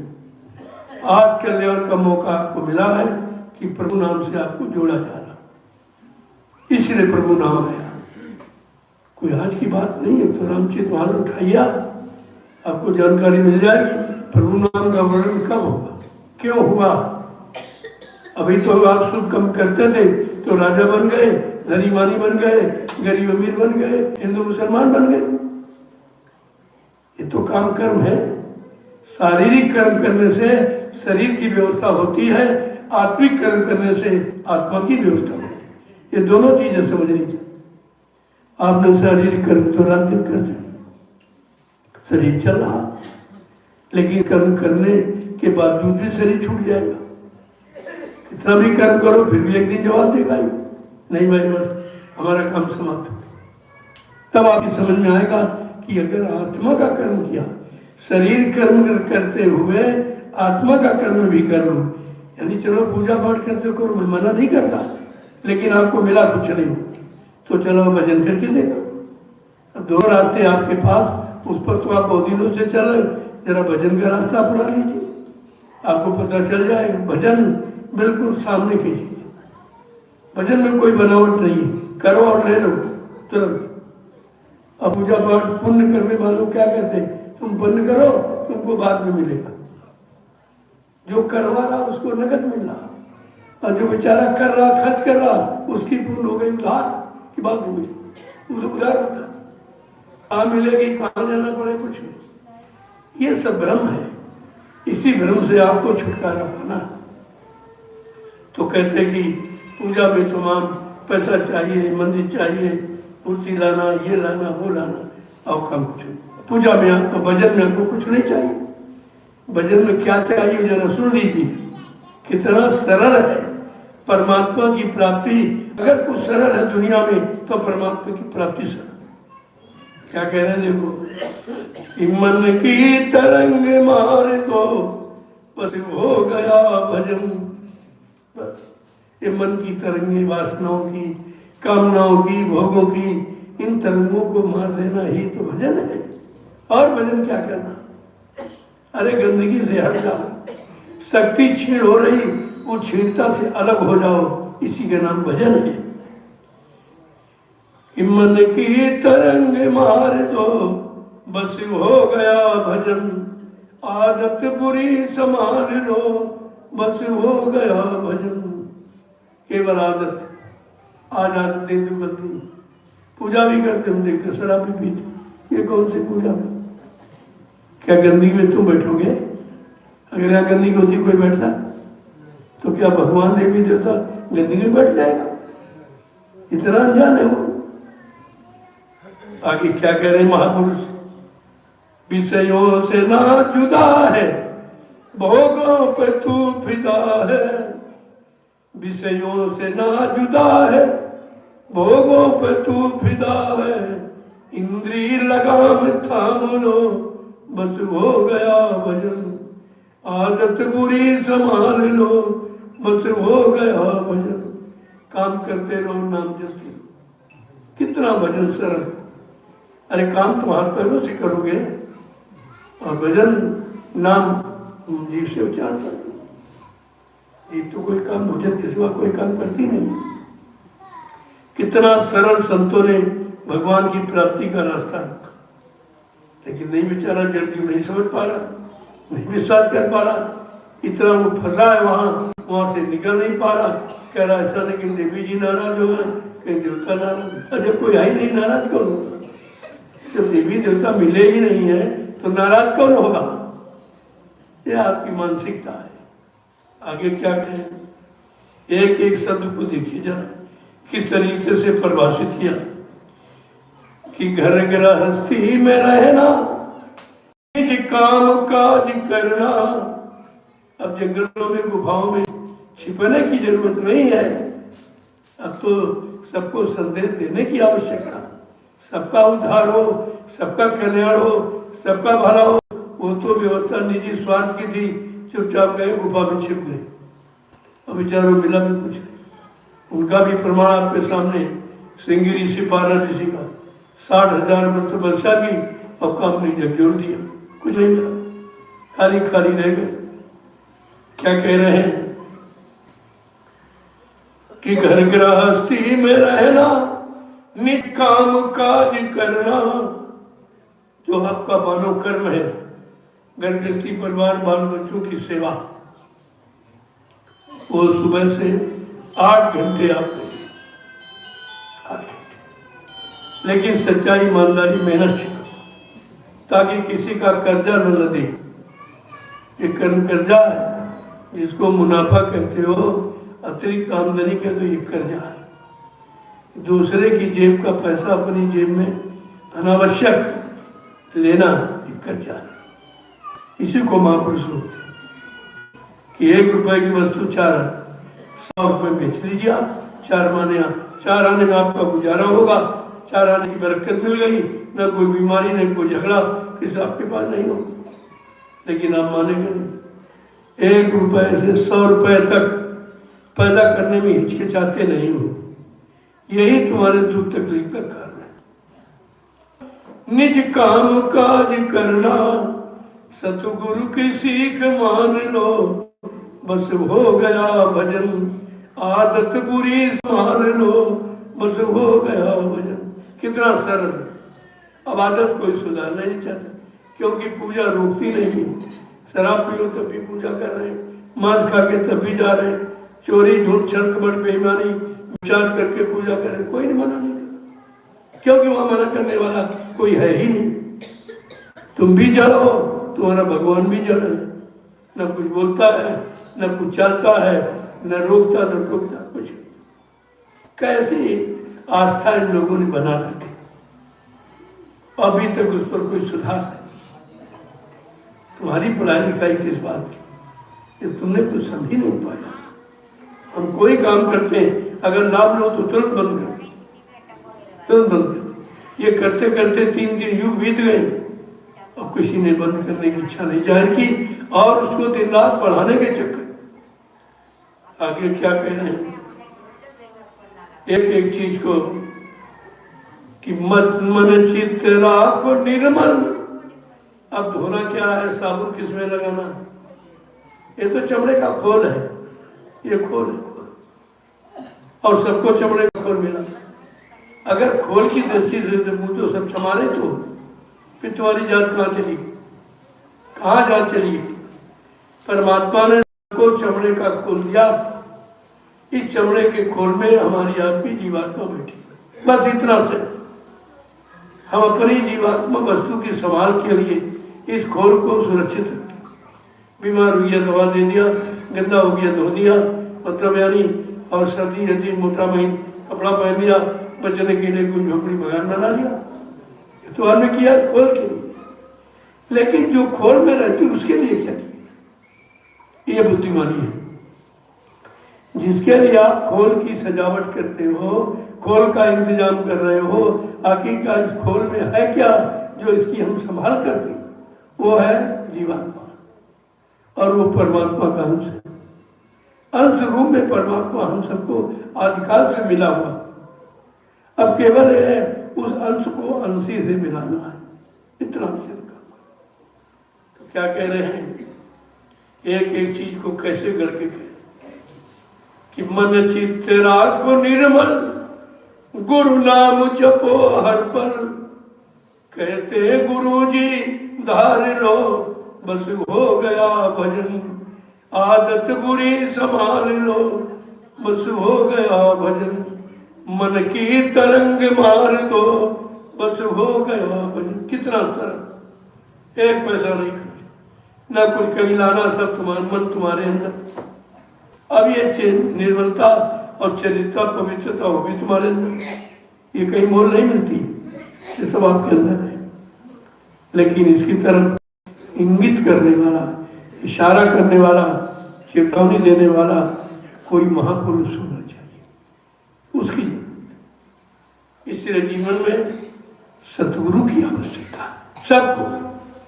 जैसे अच्छे लालन पालन के लिए अच्छे माँ बाप की आवश्यकता, अच्छे स्वास्थ्य के लिए अच्छे वैद्य डॉक्टर हकीम की आवश्यकता, अच्छी शिक्षा के लिए अच्छे अध्यापक की जरूरत है, अच्छे शासन प्रशासन के लिए अच्छे राजा की जरूरत है, और जीवन को सार्थक बनाने के लिए अच्छे सदगुरु की जरूरत है। सब चीजें अनिवार्य है, लेकिन ये अनिवार्य आपने समझा नहीं कि जीवन को सार्थक कैसे बना। सार्थक की परिभाषा नहीं बताई किसी ने, तुम इसी को सार्थक समझ रहे हो, जो निरर्थक है उसको सार्थक है, ये समझ। इसी समझ को हमें आपको बदलना है और सठ सुधरे सत्संगत पाई। सठ माने अज्ञानता, जो अज्ञानता है अजानता, वो केवल सत्संग से ही दूर हो। सत्संग सठ सुधरे सत्संगत पाई। अगर अज्ञानता कोई है, कोई भ्रम भूल संदेह है, तो सत्संग से चला जाए। एक दिन नहीं करिए नित्य सत्संग, बाधा सकल मिटाए, फिर ऐसा अवसर ना मिले दुर्लभ नर्तन। बड़ा साथ साथ संतों ने कोई चीज छोड़ी नहीं है, सबको स्पष्ट कर कि आपको क्या करना क्या नहीं करना, क्या भोजन करना क्या भोजन नहीं करना। जितने जीव बने या परमात्मा खुदा ने बनाए, उसने सबका भोजन अलग बनाया। पक्षियों का अलग है, पशुओं का अलग है, जंगली जानवरों का अलग, कीड़े मकोड़ों का अलग, और आदमी इंसान का भोजन सबसे अलग अलग है। क्यों? भगवान ने कहा कि इंसान मुझे बहुत प्यारा है। बड़े साफ शब्दों में लिखा कि सब मेरे सब इम में उपजाए, और तीन में अधिक मनुज मुझे भाए। कहते सारी यानी सृष्टि सारी खिलकर जलता तमाशा ये परमात्मा खुदा कहना मेरा ही है, लेकिन इन सब में हमको प्राणी इंसान बहुत प्यारा। तभी परमात्मा ने इंसानी रूप धारण करके जीवों के सुधार के लिए इस शरीर को प्रमुख माना। जो भगवान ने शरीर दिया वही तुमको दिया। चलो अपने लिए नहीं तो भगवान के लिए तो कुछ मेहरबानी करो, क्यों इसे खराब करते, क्यों खराब? बस यही एक दोष है और यही एक पाप है, इसी को समझना है, यही अज्ञानता है। ये अगर निकल जाए तो आप मानव बन जाएंगे, इंसान बन जाएंगे। लेकिन कहाँ कोई सुनता, किसी का सुनने का समय नहीं। करना कराना जीवन में लागू करना तो बहुत बड़ी बात है, वो सुनना भी नहीं चाहता।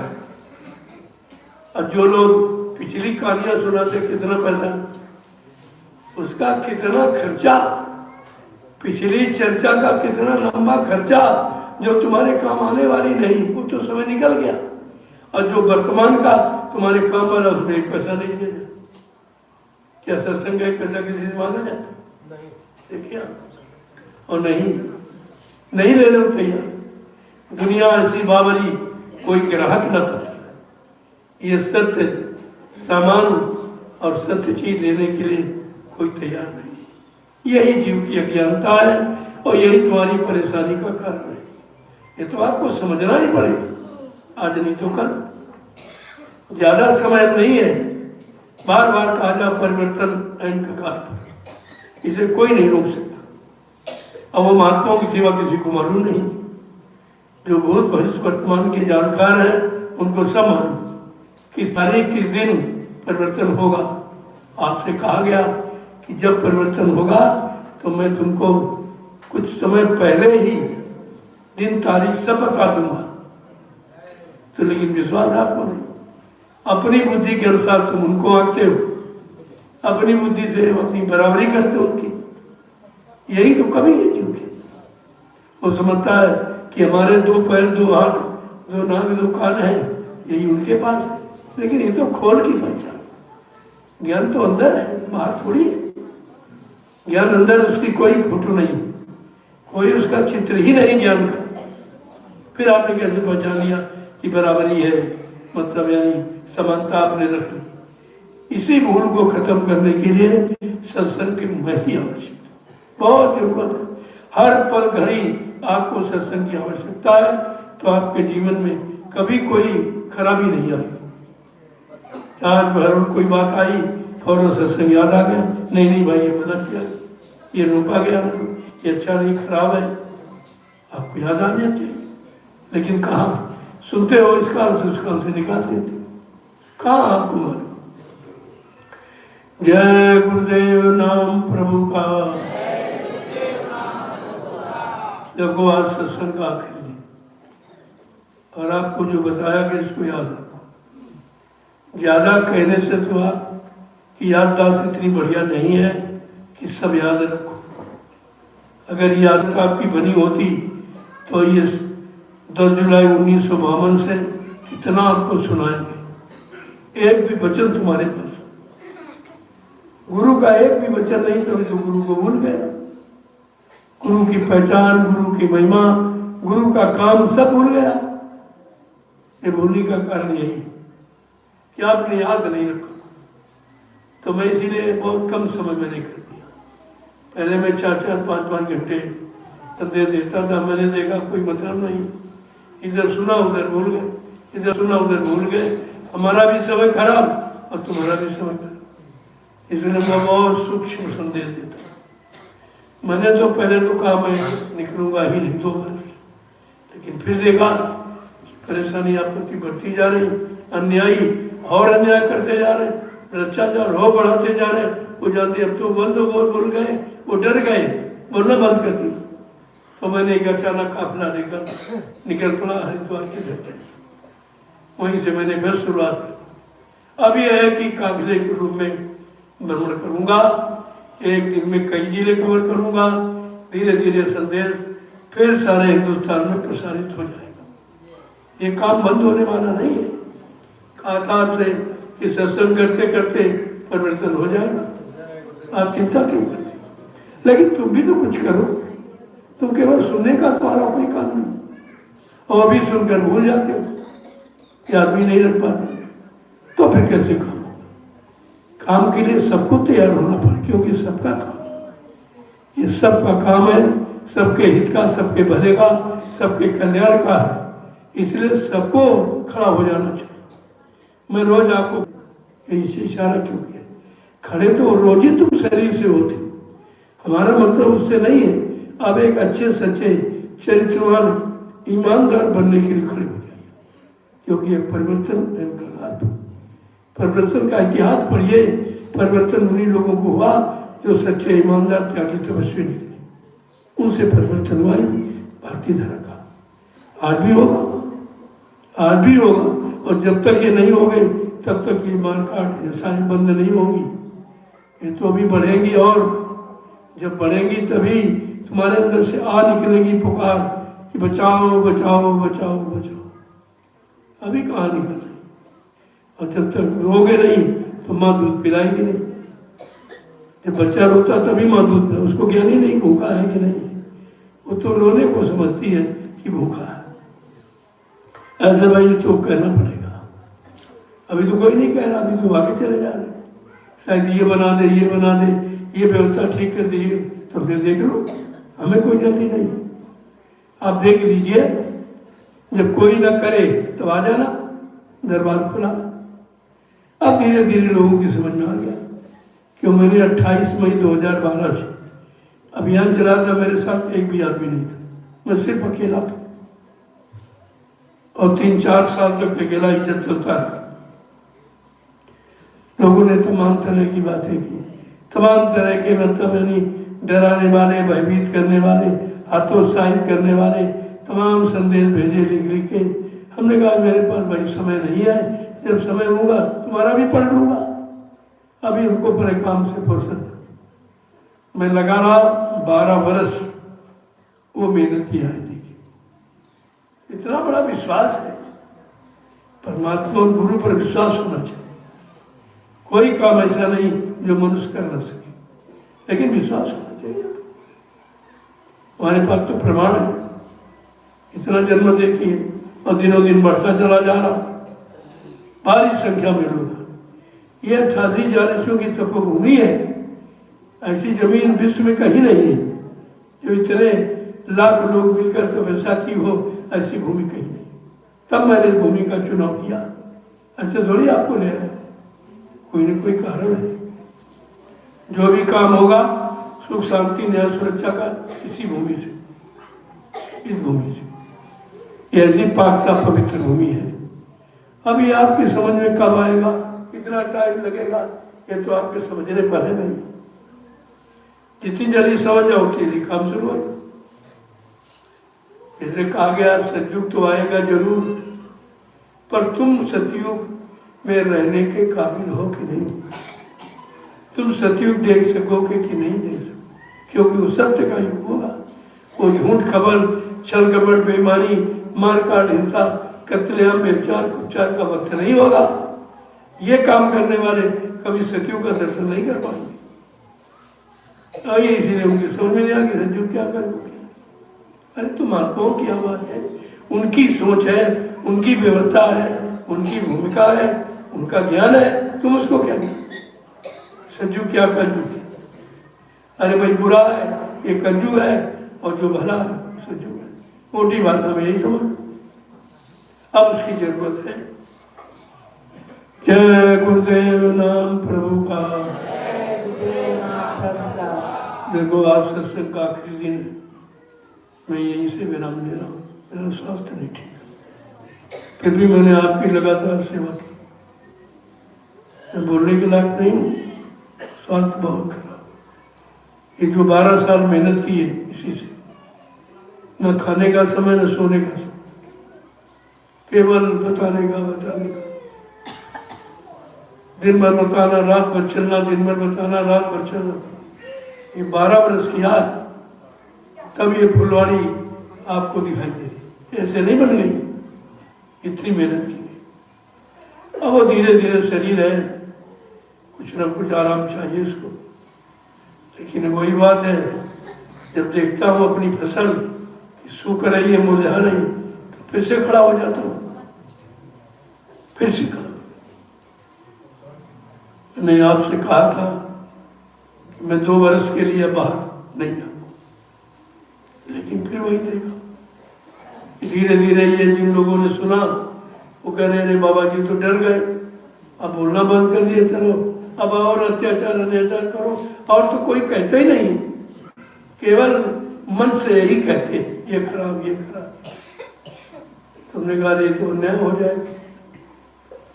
फिर खड़ा होना पड़ा, फिर मैं काफिला लेके निकल पड़ा। अचानक किसी को नहीं बताया, कितने लोग फिर भी चल। अब ये काफिले की योजना है, जब निकलूंगा तो काफिले के साथ। इसमें खर्चा कम काम ज्यादा होता।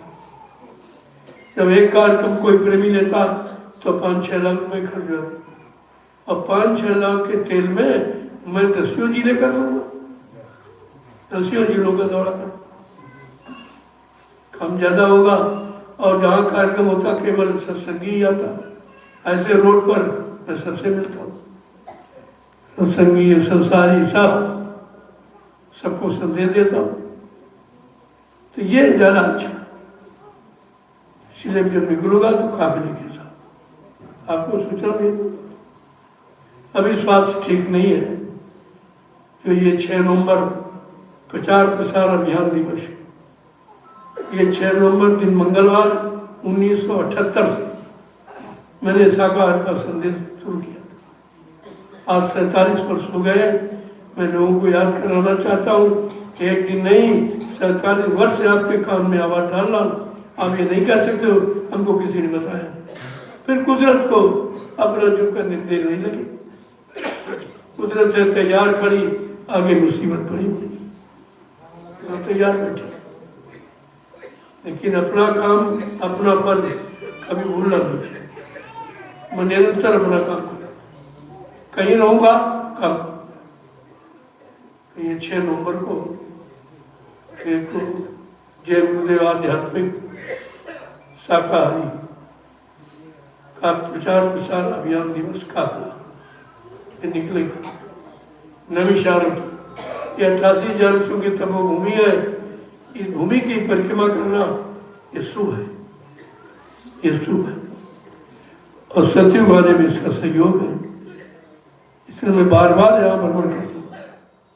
जब से नैमिष का निर्माण हो गया शायद किसी ने काम नहीं किया जो मैंने ये चंद वर्षों में दिखाया करके, क्योंकि मुझे मालूम है कि 88,000 वर्षों की तपोभूमि और यहीं से सतयुग के अंकुर निकलेंगे।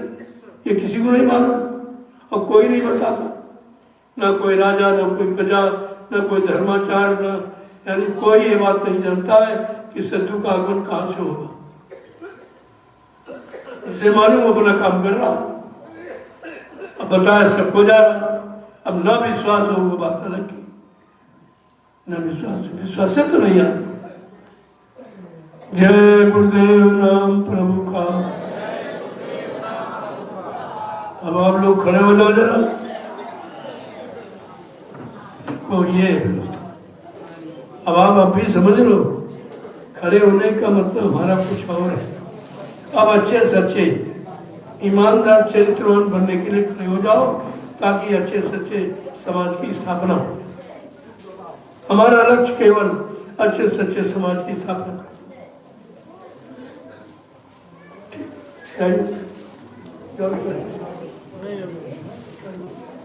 क्या टाइम हुआ? 6 को जल्दी है ना?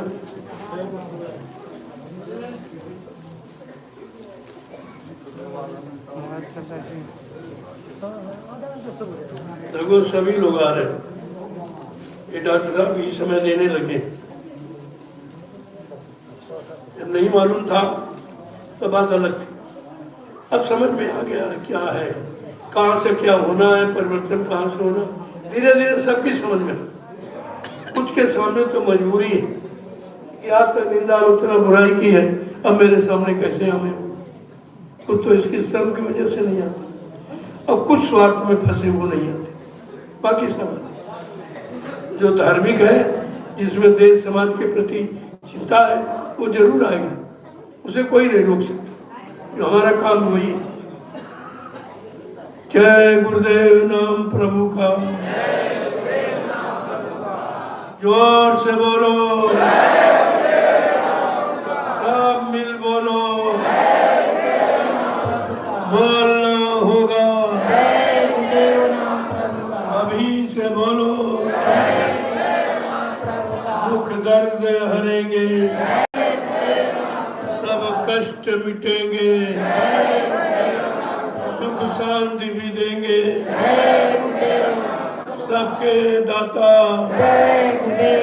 सबके मालिक, प्रेम से बोले। ये नाम नहीं इंसान का, ये नाम है प्रभु का। ये काम नहीं इंसान का, ये काम है प्रभु का। ये जानकारी देनी है। जय गुरुदेव कोई आदमी इंसान का नाम नहीं है। अब तमाम मजहब धर्मों के लोग गुरु को मानते चले आ रहे हैं, हमारे देश की परंपरा है। लेकिन हम ये बताना चाहते हैं कि हमारा जय गुरुदेव इंसान नहीं है, वो प्रभु है और ये काम प्रभु के द्वारा हुआ। इंसानों ने तो बड़ा जोर लगाया, चाहे राजनीति लोग हो चाहे धर्म के लोग, कुछ नहीं हुआ। अब ये प्रभु का काम है और प्रभु के काम की आवाज लगाई जा रही कि सब लोग जागो, सब लोग खड़े हो जाओ और प्रभु अपना काम खुद ही करेंगे। अब आपको केवल खड़े होने की जरूरत है। जय गुरुदेव नाम प्रभु का। देखो मैं गारंटी के साथ कहता हूँ, जब तुम्हें कोई आपत्ति मुसीबत आ जाए, जिनकी पूजा करते हो मैं कोई आलोचना नहीं करता, उनका नाम लो, अगर वो मदद न करे। चारों तरफ से तुम हार चुके हो, लेकिन सत्य यह है कि शाकाहारी सदाचारी रहना पड़ेगा, तब ये जय गुरुदेव नाम आपकी मदद करे। ऐसे नहीं लोग आए, ये सब परीक्षा करके आए।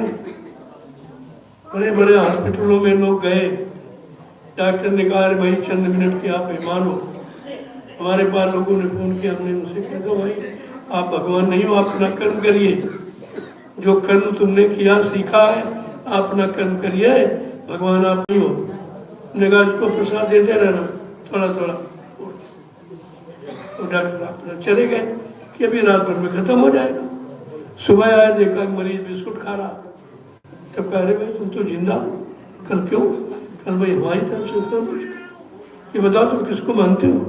कहते हम जय गुरुदेव को मानते। अरे कहा भाई इतनी बड़ी शक्ति है, जिसने मुर्दा को जिंदा कर दिया। तो उन्होंने सारा पैसा वापस किया कि भाई नहीं, इतनी बड़ी शक्ति जब तुम्हें बचाने के लिए खड़ी है तो हम ये पैसा क्यों नहीं? हमारे बस की बात है, मैंने तो हार मान ली कि भाई आप खत्म हो गए मेरे यहाँ, मतलब नहीं सुबह अपना निकाल लेना। तो ऐसा चमत्कार लोगों को मिला, ऐसे नहीं लोग आए, ये सब कुछ करके अनुभव करके आए, कुछ न कुछ मतलब यानी फैसला लेके आए, ऐसे नहीं आए। और मैं ये कहता भी हूँ कि आप खूब अजमान हो, ठोक बजा लो तब आइए, क्योंकि हमारा कोई स्वार्थ नहीं, हमें कोई तुमसे दान दक्षिणा, कोई रुपया पैसा सामान नहीं चाहिए, हमको इसकी जरूरत नहीं है, हमको तुम्हारी व्यवस्था बनाने की जरूरत है, बस ये जो जैसे लोगों को तुम्हारे धन की, तुम्हारे सामान की, तुमसे सम्मान की आवश्यकता, हमको तुम्हारी जरूरत है, बहुत बड़ी चीज है। और यह कोई नहीं कहेगा, सारे विश्व में आप चले जाओ, कोई ये नहीं कहेगा जो मैं कह रहा हूँ कि मुझको नहीं चाहिए, मुझको व्यवस्था चाहिए। अगर तुम्हारे बस की तो हट जाओ, हम व्यवस्था करके दिखा देंगे। कभी कहा गया था अरे भाई भाषण दो तो राशन दो, नहीं तो अपना आसन दो। अगर बाबा जी की मौज हुई तो इन बच्चों को सिंहासन दो, तुम्हारा काम खत्म हो गया, तुम्हारा काम समाप्त हो चुका। लेकिन वही बात है, जो जिससे लग जाता है वो छोड़ना कहाँ जाता, और छोड़ना पड़ेगा तुमको, समय तुम्हें मजबूर कर देगा। मैं तो समय के पहले बता रहा हूँ कि अभी हट जाओ तो सम्मान बना रहेगा, अगर जबरदस्ती छीना गया तो क्या सम्मान तुम्हारा रहेगा। लेकिन यही बात है, जब किया तो भोगे भगवान, वो भोग नहीं समझने देगा। जय गुरुदेव नाम प्रभु का। अब आप लोग महाप्रसाद है, आज ये समापन दिवस का प्रसाद। देखो हिंदुस्तान में कहीं चले जाओ, प्रसाद आपको कोई नहीं देगा। इसीलिए तो लोग कहते हैं कि जाओ दुकान से खरीद के ले, कहते हैं प्रसाद खरीद के ले आओ। मैं कह रहा प्रसाद खरीदा नहीं, या प्रसाद बनाया जाता है। अगर कोई प्रसाद बना दे तो समझ लो सच्चा है, उसका दरबार सच्चा, नहीं तो झूठा। पहली पहचान में आपको कि प्रसाद कोई नहीं बना सकता, यही तो इस दरबार की खासियत है। और मैंने सारे हिंदुस्तान में 12 वर्ष से प्रसाद ही बांटा, घूम घूम कर, किसी से एक पैसा, कोई सामान कोई नहीं। जो लोग इच्छा से देते हैं वो मैं इन्हीं पर लगा देता हूँ, मेरे पास कुछ। मीडिया पत्रकार बड़ा ताजुब करती है, क्या मैंने बड़ा इंक्वायरी की आपके बारे में, हमने अच्छा किया, तुम्हारा काम ही है इंक्वायरी का, क्या मिला? कहते कुछ हमने कुछ है ही नहीं मिलेगा, ना तो आपका कोई खाता है, ना आप पे ना बेंगी कहीं जमीन है, ना कोई वाहन इतने आपके पास कीमती, लेकिन आपके नाम कोई वाहन नहीं। हमने हाँ ये सब हमारा कुछ, हम तो निमिष मात्र खड़े हैं काम के, बीच में कोई धोखा ना हो जाए, सेवाओं का दुरुपयोग ना हो, मैं इसलिए खड़ा हूँ। बाकी ये सब आपका है, आपका रहेगा, दूसरे किसी का। बहुत लोग आए हमारे पास कि अब बड़ी संगत है, बड़ा पैसा आ रहा, चलो कुछ न कुछ मिल जाएगा। हमने कहा ये धारणा रखे बताना, मैं ही नहीं लेता हूँ तो तुमको क्या दूंगा। देखा चले गए, कितने आए कितने चले गए, और कितने भी इसमें से चले जाएंगे। ये टिकने वाले नहीं है। अगर जरा सा स्वार्थ लोग लालच किया, फिर आप इस सन दरबार में टूट नहीं सकते। ये दरबार ही अनोखा, ये परमार्थ का सेवा का दरबार है। सेवा करना चाहते हो, परमार्थ करना चाहते हो तो आइए आप, दरबार सबके लिए खुला। मेरे यहाँ कोई आरक्षण नहीं है, जो आरक्षण व्यवस्था लोग लागू करते हैं। पत्रकार मीडिया ने पूछा हमसे, महाराज ये बताइए आरक्षण के प्रति आपके क्या विचार हैं?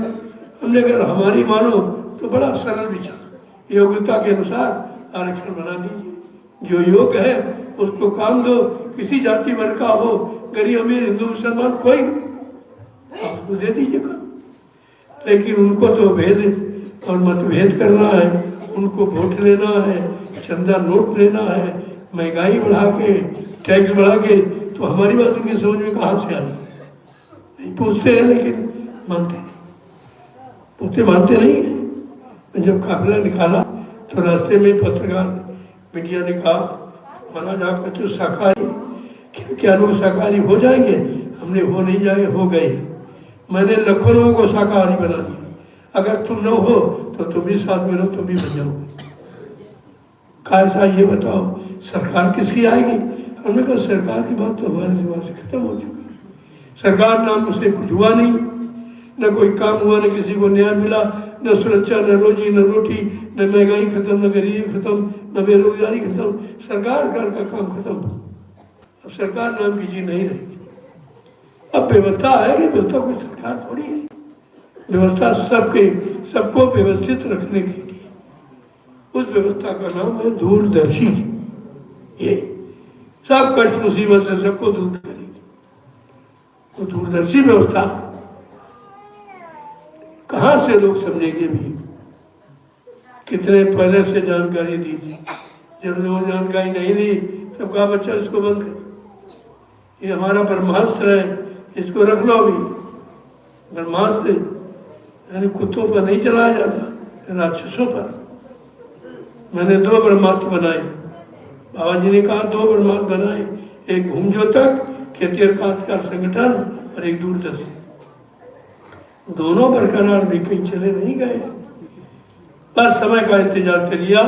और इन्हीं ब्रह्मास्त्रों से ही ये अनाचार, अत्याचार, भ्रष्टाचार, पापार, मांसार ये समाप्त हो जाएगा, और कोई इसकी दवा नहीं है। जय गुरुदेव नाम प्रभु का। चलो आप लोग प्रसाद लो। देखो जब कभी ऐसा अचानक कोई आवाज मिल जाए तो समझ लो कोई भारी मुसीबत आने वाली, उसको टाल दिया गया। तब अचानक कोई संदेश आ गया, अचानक आपको निकाल दिया। अगर बहुत ही बुरा कर्म, पाप कर्म आपने किया तो काबिले के अंतर्गत मौत हो जाएगी, तो पृथ्वी उन्हीं से बचा लिया जाए, फिर भी आपके साथ दया होगी। अगर वो मौत और कहीं हो जाए तो आप पृथ्वी में चले जाए। इतना लाभ फिर भी जीव को मिलता, ऐसा नहीं है। ये काफिला ऐसे नहीं निकाला जाता, क्या फला, क्या फला, किसको क्या फला, यही तो सोचना चाहिए आपको। चलो आप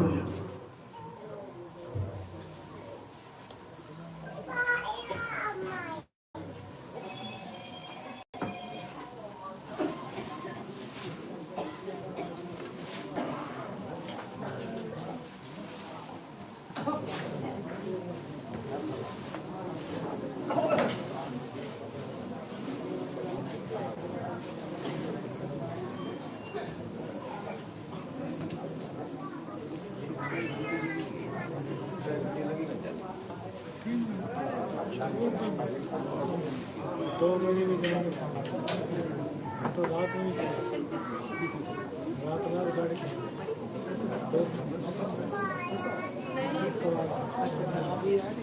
मैं दिमाग का